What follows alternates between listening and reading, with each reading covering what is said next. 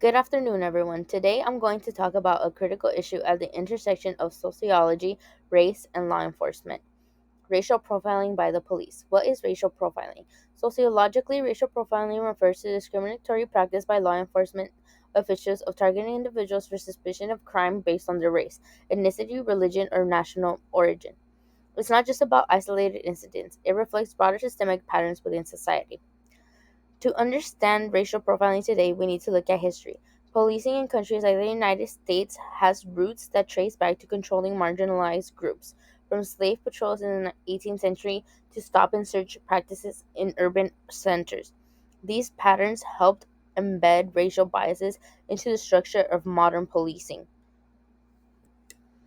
Conflict theory, developed by Karl Marx and expanded by later sociologists, views society as a competition for limited resources, where power and wealth are unequally distributed among social groups.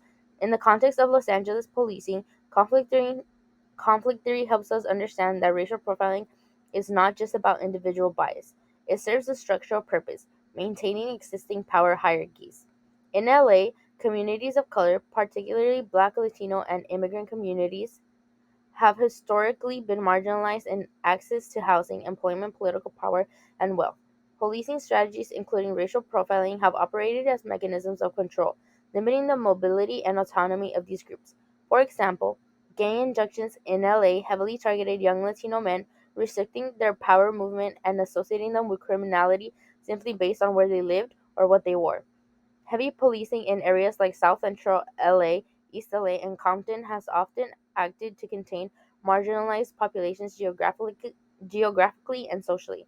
From a conflict perspective, racial profiling isn't accidental. It reinforces social inequality by criminalizing poverty, race, and difference. It protects the privileges of dominant groups by disproportionately subjecting marginalized communities to surveillance, intimidation, and incarceration. Labeling theory, introduced by sociologists like Howard Becker, focuses on how deviance is not inherent in an act, but rather the result of social reaction. In other words, people become criminals or suspicious because they are labeled as such, not necessarily because they have committed a crime. In LA, police practices have historically labeled entire neighborhoods like Waz, Boyle Heights, or South LA as high crime areas. Residents, particularly young men of color, are often presumed to be gang members or criminal based purely on their race, dress, or where they live. Some examples of this are field interviews used by LAPD disproportionately, recording information about Black and Latino youth even when they have done nothing wrong, as well as perpetual traffic stops, which are minor infractions used as an excuse to search vehicles, disproportionately targeting people of color, reinforcing the label of suspicious or criminals. Once someone is labeled, it often becomes a self fulfilling prophecy. Individuals may be subjected to repeated stops, searches, or harassment. Employers, schools, and other institutions may also view them with suspicion, limiting their opportunities because of any criminal record. Over time, this reinforces social exclusion and can push individuals into criminalized pathways even if their initial behavior was lawful. Thus, labeling theory shows us that racial profiling creates and reinforces deviance through social reaction rather than simply identifying existing criminal behavior. In Los Angeles, racial profiling has led to deep and lasting harm within communities of color, particularly Black and Latino neighborhoods. Constant police surveillance, frequent stops, and aggressive tactics have created a climate of fear, mistrust, and alienation. Many residents feel criminalized simply for their appearance or where they live, leading to psychological stress, damaged community police relationships, and reduced cooperation with law enforcement. Youth are especially vulnerable with early encounters, sometimes pushing them into the criminal justice system rather than away from it.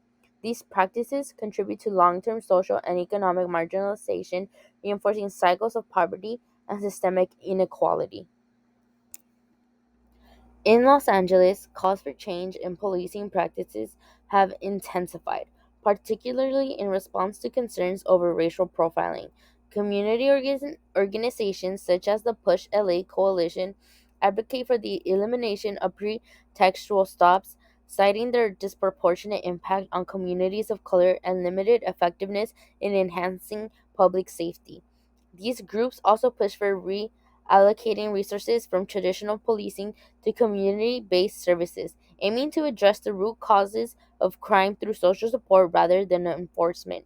Additionally, there is a strong demand for increased transparency and accountability within law enforcement agencies, including independent oversight and the implementation of implicit bias training for officers. These efforts reflect a broader movement to redefine public safety in LA, emphasizing equity, community engagement, and systemic reform.